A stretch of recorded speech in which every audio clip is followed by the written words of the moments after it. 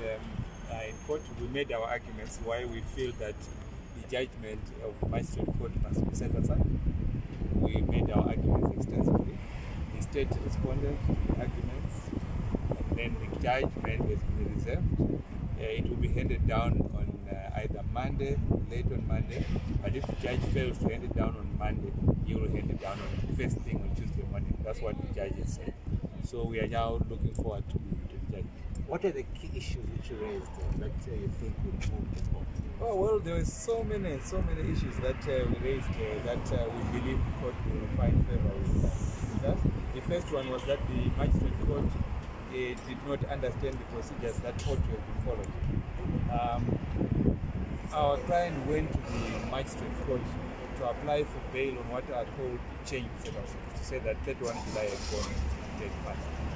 The court agreed with him that the 31 July had come and had gone. That's what Mr. Ngarivhume was arguing it in the court of made clear. But after making that finding, the magistrate ought to have then shifted the burden to the state to indicate why it was still opposed to bail. That did not happen. The magistrate simply went on after finding that there was that change in circumstance, then created a new animal called the 31st July movement, which was not before the court in the previous hearing. So we have said that that was a misdirection.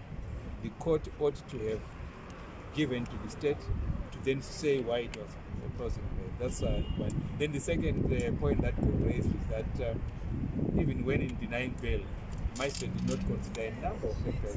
One of those key factors that ought to have been considered was the length of time that Mr.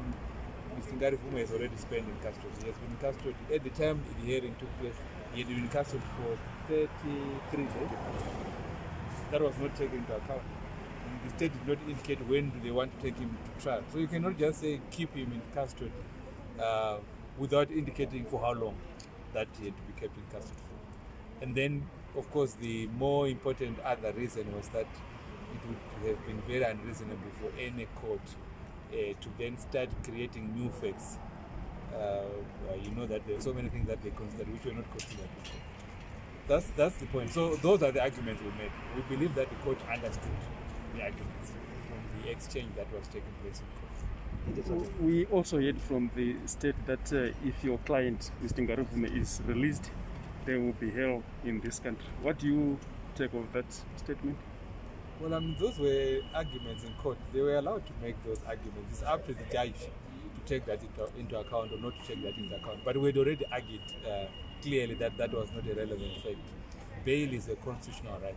So whoever has been accused of committing an offense is still entitled to be released on bail unless there are compelling reasons. So it can never be a compelling reason to say that someone does not like the president. And so that cannot be a compelling reason for denying them bail. Thank you very much. Thank you. That's fine.